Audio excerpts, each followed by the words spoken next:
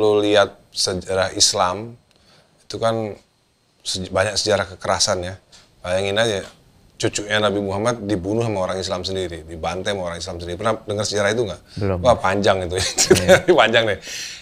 Jadi artinya bahwa pertengkaran antar umat Islam itu sudah dimulai sejak Nabi Muhammad meninggal dunia. Pada detik pertama sudah pecah kongsi. Persatuan umat Islam sudah pecah kongsi pada detik pertama Nabi meninggal dunia, sampai 3 hari Nabi tidak ada yang mengkafani. Ya, 3 hari, betul? Ya, 3 hari. Apa yang terjadi? Mereka rapat di Saqifah Bani Sa'diyah, berebut khilafah.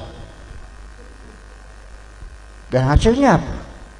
Abu Bakarnya mati diracun, Umarnya mati dicubles, Utsman mati dibacok, Ali diinjek-injek, anaknya Husain dipenggal kepalanya buat bal-balan.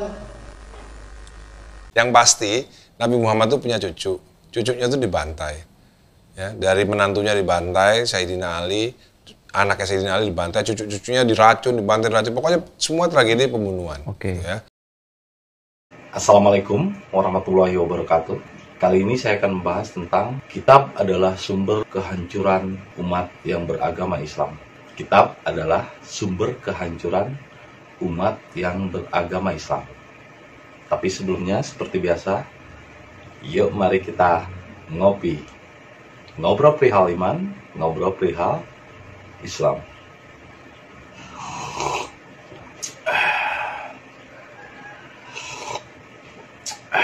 Bagi umat beragama Islam, bukan umat Islam ya, umat yang beragama Islam, mungkin kebenaran dan kenyataan itu akan menjadi pahit untuk diterima. Karena memang kebenaran itu pahit.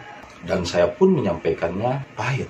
Karena obat itu pahit. Jarang sekali ada obat yang manis. Semua obat itu pahit. Karena kenyataan itu memang pahit. Tidak seperti hayalan atau imajinasi. Qulil haqqa walau kana murran. Katakanlah kebenaran itu walaupun pahit. Nah, ini saya ingin menyatakan kebenaran dan fakta, juga kenyataan. Bukan hayalan atau iming-iming. Ini kenyataan. Justru Islam itu hancur dan berantakan umatnya itu ketika kitab Al-Quran lahir. Karena dulu sebelum kitab Al-Quran lahir, ketika zaman Nabi Muhammad masih ada, ya umat Islam biasa aman-aman saja. Tidak ada perang terakhir pun, perang yang paling besar, itu malah Nabi Muhammad menghentikan. Setelah perang Badar ini, tidak ada lagi jihad yang lebih besar kecuali jihad melawan nafsu sendiri. Jihad bianfusihim, jihad melawan nafsu. Tidak berjihad melawan orang lain, tidak berjihad memerangi pemikiran-pemikiran orang lain, tidak berjihad untuk membunuh orang lain, apalagi sampai membunuh. Jadi tidak ada istilah perang lagi membunuh, karena membunuh itu dosa. Kenapa sih masih doyan dengan istilah-istilah membunuh?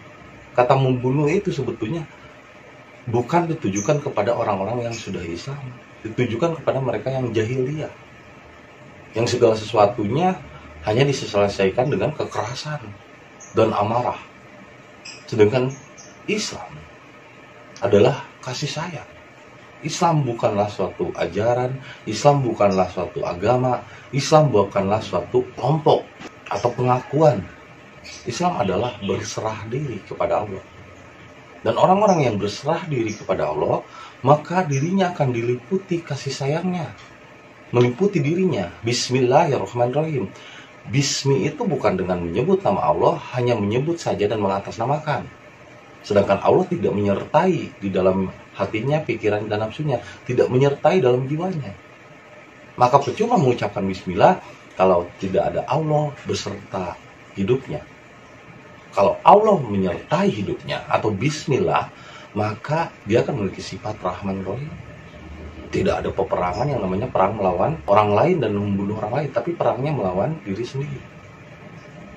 Nah, ini dikisahkan dalam sejarah, kita flashback kepada sejarah. Sebelum Nabi Muhammad meninggal, tidak ada yang namanya kitab Al-Quran. Sebelum Nabi Muhammad meninggal, dan ketika Nabi Muhammad hidup, tidak ada yang namanya kitab Al-Quran. Harus diingat lagi, sebelum Nabi Muhammad meninggal dan ketika Nabi Muhammad hidup, tidak ada yang namanya kitab Al-Quran. Diulangi lagi, sebelum Nabi Muhammad meninggal dan ketika Nabi Muhammad hidup dari lahir sampai meninggal, tidak ada yang namanya kitab Al-Quran. Dan Nabi Muhammad tidak pernah menulis kitab Al-Quran. Nabi Muhammad menyampaikan wahyu itu melalui getaran rasa, wajilat qulubuhum, yang menggetarkan hati, lalu keluar dalam tingkah laku dan perbuatan yang mencontohkan, tidak dalam ucapan-ucapan. Kalaupun ucapan-ucapan itu hanya pendek. Jadi tidak ada yang namanya kitab Al-Quran atau Allah berkata-kata melalui kitab. Nabi Muhammad tidak pernah menulis kitab. Sehingga ketika Anda masih meyakini kitab itu sebagai kalamullah atau kata-kata Allah, itu sebuah fitnah kepada Nabi Muhammad dan fitnah kepada Allah. Masa Allah berkata-kata? Kalaupun Allah berkata-kata, kenapa bunyi intonasi di dalam surat Al-Fatihah dikatakan ihdinas syiratal mustaqim, yang artinya tunjuki kami ke jalan yang lurus. Kalau itu sebagai kata-kata Allah, masa Allah meminta manusia untuk menunjukinya? Kata Allah, tunjuki aku ke jalan yang lurus, tunjuki kami ke jalan lurus. Lah, berarti Allahnya tersesat dong. Kalau itu kata-kata Allah. Yang jelas itu bukan kata-kata Allah. Itu adalah kata-kata yang dibuat manusia yang memohon perlindungan kepada Allah, yang memohon petunjuk. Jelas berarti bukan kata-kata Allah, bukan kalamullah, itu kalamunas yang mengatasnamakan Allah. Jadi bismillah sekarang diartikan dengan nama Allah, mengatasnamakan saja, tapi bukan kalamullah, bukan kalamu Rasul juga. Sehingga banyak akhirnya kejanggalan-kejanggalan terjadi dan perdebatan-perdebatan terjadi hanya karena orang Islam di zaman sekarang masih percaya kitab. Padahal Rasul pun melarang umatnya untuk menjadi ahli kitab. Bahkan dinyatakan ahli kitab itu kufur. Lam yakunil ladina kafaru min ahli kitab. Bukan hanya ahli kitab Injil ataupun Taurat, tapi ahli kitab Al-Quran juga. Kalau Anda meyakini itu sebagai kalamullah, berarti Anda telah menghinakan Allah itu sendiri dan menghinakan Nabi. Dan anehnya, janggalnya, kenapa ditulis di kitab juga seperti peristiwa Isra Miraj itu, Nabi Muhammad Isra Miraj diperjalankan dari Masjidil Haram ke Masjidil Aqsa. Ini hingga imajinasi pikiran orang-orang yang beragama Islam ini jadi tidak logis. Kenapa? Karena Masjidil Haram dengan Masjidil Aqsa itu belum ada. Tahun 621 Masehi itu nggak ada yang namanya Masjidil Aqsa. Di Yerusalem itu nggak ada yang namanya Masjidil Aqsa. Ada juga Baitul Sulaiman, disebutnya juga Wil Sulaiman, bukan Masjidil Aqsa. Masjidil Aqsa dibangun tahun sekitar 700-an atau 670-an atau 700-an oleh waktu itu setelah Perang Sarim, setelah Nabi Muhammad nggak ada, barulah dibangun Masjidil Aqsa. Nah, bagaimana diceritakan, dikisahkan di dalam Al-Quran, diperjalankan dari Masjidil Haram ke Masjidil Aqsa. Lah, Masjidil Aqsa-nya nggak ada, tahun 620 belum ada Masjidil Aqsa, itu cuma tempat rata dan sampah, tempat sampah, karena waktu itu dihancurkan. Dan bagaimana dikatakan itu masjid? Karena masjid itu tidak ada saat itu. Sebetulnya udah ada yang namanya kuil-kuil ataupun tempat-tempat ibadah ataupun gereja. Tapi yang namanya masjid di Yerusalem nggak ada waktu itu. Jadi yang dimaksud dengan perjalanan Isra Miraj Nabi Muhammad dari Masjidil Haram ke Masjidil Aqsa bukan dalam artian fisik di luar diri, bukan. Itu perjalanan Masjidil Haram itu nafsu, yaitu Baitul Makmur, Baitul Muqaddas, Masjidil Aqsa. Ini Masjid Al-Makmur, ini Masjid Al-Aqsa hati. Dan Baitul Haram di bawahnya, di bawah perut. Masjidil Haram. Nah, ini Baitul Aqsa. Baitul Aqsa itu Masjid Al-Aqsa. Bukan dalam artian di luar fisik. Perjalanan Nabi Muhammad itu adalah dari nafsu naik lagi ke hati. Dari pikiran, nafsu, terus ke hati, terus ke jiwa. Bukan dalam arti perjalanan di luar diri. Keluar. Makanya barang siapa yang mencari Tuhan keluar dirinya, murtad. Jadi pengertian murtad sekarang pun keluar dari agama, ya nggak masalah kalau keluar dari agama, bro. Kalau Anda tidak berani keluar dari agama, justru Anda tidak akan pernah Islam sampai kapanpun. Karena Islam bukan agama. Tapi kalau Anda keluar dari diri, itu jelas murtad. Karena Islam tidak pernah mengajarkan untuk keluar dari diri. Hanya orang-orang bodoh yang mencari kebahagiaan di dalam diri, tapi ia mencari keterangan di luar dirinya. Jadi ketika misalnya kita masih mempercayai ayat-ayat kitab-kitab yang sebetulnya ditulis oleh manusia, oleh orang-orang setelah Nabi wafat, itu adalah kebodohan dan penistaan kepada Allah dan penistaan kepada Nabi Muhammad. Itu sangat menghinakan Nabi Muhammad. Karena Nabi Muhammad tidak Isra Mi'raj dari Masjidil Haram ke Masjidil Aqsa di Yerusalem, nggak ada. Karena waktu itu nggak ada Masjidil Aqsa di Yerusalem tahun 621 itu. Maksud dari perjalanan itu bukan perjalanan fisik, tapi perjalanan ruhani. Nah, sehingga dengan adanya keterangan kita, ini, umat Islam jadi bodoh sekali gitu. Akhirnya kita menganggap Isra Mi'raj itu perjalanan fisik. Sebetulnya tidak ada perjalanan fisik, adanya juga perjalanan spiritual, perjalanan ruhani. Dan kenapa wahyu diturunkan di gua, bukan di masjid? Memangnya waktu itu sebelum Nabi Muhammad lahir memang nggak ada masjid? Sudah ada kuil-kuil itu. Kan Ka'bah juga udah ada, sholat juga udah ada. Kata siapa sholat itu setelah Nabi Muhammad Isra Mi'raj? Sebelum Nabi Muhammad Isra Mi'raj juga sholat. Yang namanya sholat itu udah ada, bro. Orang Ka'bahnya juga udah ada sebelum Ibrahim lahir. Yang namanya masjid itu udah ada. Bahkan di dalam kitabnya juga pernah Nabi Muhammad, kitab Al-Quran juga ada tulisan-tulisan tentang Masjid Diror. Ini yang jarang dipahami orang-orang umat beragama Islam. Ada tulisan-tulisan Masjid Diror, kenapa nggak dibahas? Masjid Diror itu adalah sebetulnya kuil-kuil di zaman dulu yang dilarang untuk dimasuki oleh orang-orang yang beragama Islam. Bukan agama sih, orang-orang Islam yang mengikuti Nabi Muhammad, karena di tempat tersebut hanya dijadikan fitnah, hanya dijadikan tempat untuk menghasut, tempat untuk orang menjadi dengki, tempat orang-orang berkumpul, orang-orang munafik, disebutnya Masjid Diror. Nah, sebelum Nabi Muhammad lahir juga udah ada tempat-tempat itu, cuman diberi nama masjid itu setelah Islam kafah. Sebelumnya udah ada tempat-tempat itu, disebutnya kuil. Seperti misalnya di Yerusalem sebetulnya udah ada, tapi tidak disebut masjid, disebutnya kuil. Hanya dinamailah setelah Islam menang waktu itu Futuh Mekah, dinamailah masjid, yang artinya dari bahasa Arab tempat untuk sujud. Padahal namanya tempat sujud dimanapun berada, tidak selalu harus di masjid, di kebun, di hutan, di tempat yang manapun asal bersih, ya bisa dijadikan masjid. Karena masjid itu bukan suatu tempat, hanya dibuat monumen, simbol tempat. Ya, tapi sebelum itu sudah ada kuil-kuil, sudah ada tempat-tempat peribadatan. Lalu kenapa Nabi Muhammad mendapatkan wahyu itu tidak di kuil atau tidak di masjid? Kenapa di gua? Karena di masjid itu kebanyakan orang masih membahas menurut akal pikir, membahas memakai kitab. Padahal Nabi Muhammad waktu itu nggak ada kitab Al-Quran. Nabi Muhammad nggak pernah bawa kitab Al-Quran.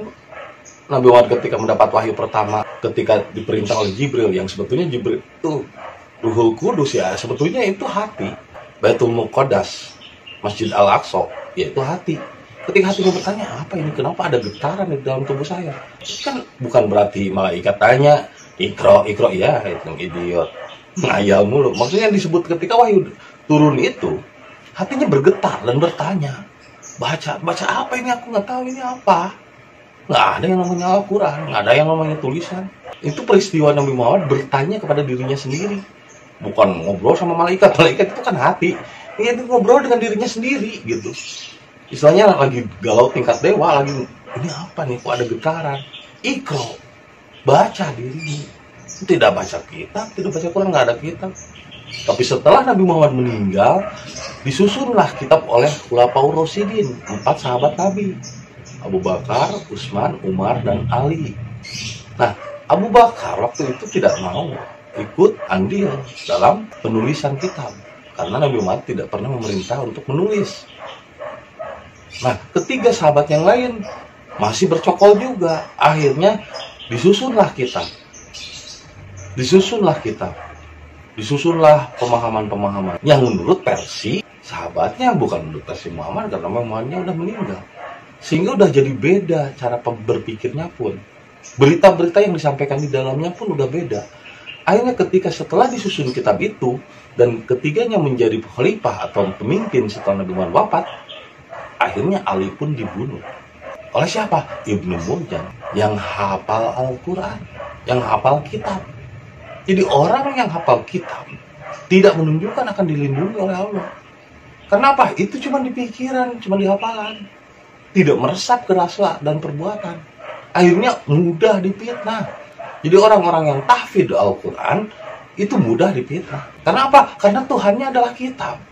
Tuhannya adalah pemahaman. Tuhannya adalah pengetahuan, akal pikir. Bukan Allah itu sendiri, Tuhannya dia bertuhan kepada akal pikiran, bertuhan kepada hafalan. Sehingga Al-Quran dijadikan referensi Tuhan, dijadikan Tuhan. Bahkan sudah dipertuhan kitab itu. Sehingga ketika ada yang berbeda paham, akhirnya saling bunuh. Berarti dalam sejarah, ketika kitab lahir, di sanalah lahirnya pertumpahan darah dan kekacauan. Begitupun Ali, Utsman, Umar dibunuh oleh penghafal kitab, oleh tahfidz Al-Quran. Apalagi kesininya, tahun 670, tahun 900 terjadi perombakan dan perubahan oleh Abu Sufyan.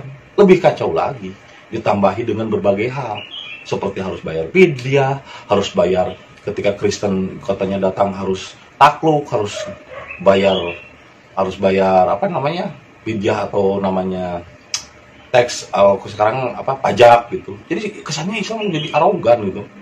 Kalau kamu tidak membayar pajak mati. Kesannya Nabi Muhammad juga dulu melakukan itu, padahal enggak, Nabi Muhammad nggak pernah memaksa orang Kristen untuk membayar fidyah, membayar Kristen untuk membayar pajak, untuk perjanjian.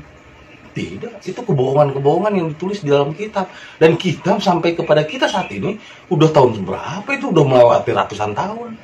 Akhirnya terjadi banyak versi, akhirnya terjadi banyak golongan. Padahal akhirnya dari satu, yaitu penyebabnya kitab. Coba kitab itu nggak ada, nggak akan ada perbedaan. Kalau kitab tidak ada, apakah Tuhan tidak lagi menurunkan wahyu? Kalau begitu berarti Tuhan mati dong. Karena memang Tuhan tidak menurunkan lagi wahyu selain kitab itu.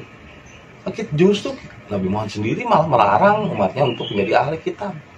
Kenapa setelah Nabi Muhammad meninggal malah disusun kitab? Dan itu menurut versi manusia, versi orang-orang. Setelah Nabi Muhammad wafat, ketika Nabi Muhammad hidup, nggak ada yang namanya kitab.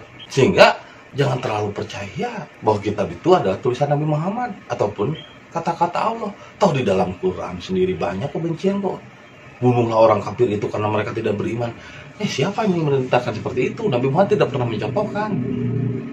Allah tidak pernah menyuruh begitu. Lalu kenapa ada ayat-ayat seperti itu? Kenapa kalian masih mempercayai kitab itu tulisan Nabi Muhammad? Diyakini sebagai itu kata-kata Nabi Muhammad? Bodoh. Sangat bodoh. Itu fitnah kepada Nabi Muhammad dan fitnah kepada Allah. Kalau Anda masih meyakini bahwa kitab itu Nabi Muhammad berkata, kalau Anda masih meyakini bahwa Allah berkata-kata lewat kitab, tidak ada kata-kata. Yang berkata-kata itu manusia. Allah itu menurunkan wahyu di dalam gua, bukan di masjid. Walaupun waktu itu udah ada masjid. Kenapa tidak di masjid? Karena di masjid tempat sarangnya fitnah, tempat sarangnya orang mencari-cari kesalahan orang lain. Karena apa? Tuhannya hafalan. Tuhannya lahir dari kitab yang dihafal, bukan Tuhan yang menggetarkan jiwanya. Sedangkan yang namanya wahyu adalah najala ruhul amin, turun kepada jiwa-jiwa yang tenang, bukan kepada pikiran, bukan kepada hafalan. Apalagi sekarang orang disuruh ngapalin Quran. Aduh, itu mah benar-benar penyesatan dah. Dari kecil kita udah dicokokin doktrin, dogma, akhirnya lupa kepada kesadaran dirinya sendiri. Akhirnya banyak orang yang lupa jati dirinya. Sehingga kalau orang lupa jati diri, maka dia akan lupa siapa Tuhannya. Akhirnya karena dia terus menghafal, jadi Tuhannya itu adalah kitab. Padahal Nabi tidak pernah menulis dan Allah tidak pernah berkata-kata. Kalaupun Nabi pernah berkata-kata, tapi ketika kitab ditulis, ditambahin lagi, dikurangin dan lain sebagainya, akhirnya banyak berita-berita kebohongan di dalam kitab Al-Quran. Akhirnya diseranglah oleh orang-orang yang di luar agama Islam bahwa Nabi Muhammad pembohong. Padahal Nabi Muhammad sangat jujur. Yang bohong itu adalah kitab. Dan kenapa kalian masih percaya kitab? Nabi Muhammad tidak pernah menulis kitab. Allah tidak pernah berkata-kata. Lalu kenapa kebohongan dipercaya, diyakini? Sama seperti ketika seseorang, di kebun itu banyak ikan lele sama ikan cana. Ayo kita mancing di sana. Akhirnya orang-orang pada berkerumun, 5 orang, 10 orang karena iman untuk mancing di kebun. Iman saja tidak cukup, bro. Anda harus punya logika. Ini kebenaran itu pahit. Meskipun dikatakan kebun itu banyak ikan lelenya. Jangan dulu percaya sebelum Anda sendiri membuktikan fakta-fakta dan kenyataan-kenyataan. Karena kenyataannya setelah kita lahir disitulah terjadi banyak pembunuhan dan kekacauan, dan Islam pun menjadi pecah belah. Akhirnya orang-orang Islam yang zaman sekarang hanya bergerombol, hanya bertengkar masalah politik, kekuasaan dan lain sebagainya. Akhirnya saling beradu dan terjadi pecah banyak golongan setelah kita lahir. Sebelum kita nggak ada. Bahkan Nabi Muhammad itu menyatukan semua golongan, 360 golongan, 360 yang tadinya 360 penyembah berhala patung disatukan, digabungkan menjadi rukun. Tapi setelah Nabi Muhammad meninggal, kita lahir, Islam pun menjadi pecah, menjadi banyak golongan. Berarti jelas kitab menjadi sumber kekacauan di dalam agama Islam, karena kitab itu tidak sepenuhnya dan murni kata-kata Nabi Muhammad. Apalagi menyatakan kata-kata Allah. Kalau Allah nggak berkata-kata, kalau Nabi Muhammad mungkin berkata-kata. Ibaratnya kayak gini lah, pernah saya jelaskan. Kitab itu ibaratnya segelas kopi ini. Dan ketika Nabi Muhammad meninggal, lalu orang-orang setelah Nabi Muhammad meninggal punya kepentingan untuk mengatasnamakan Allah, mengatasnamakan Nabi Muhammad di dalam kitab, dan ditambahilah racun sianida ke dalamnya. Meskipun sebagian dari kata-kata di dalam kitab itu benar, pernah dikatakan oleh Nabi Muhammad, tapi ketika dicampur oleh kepentingan-kepentingan orang-orang setelah Nabi Muhammad meninggal, kepentingan politik, kepentingan Abu Sufyan yang ingin berkuasa dan menguasai dunia, akhirnya kopi dicampur sianida. Silahkan Anda minum.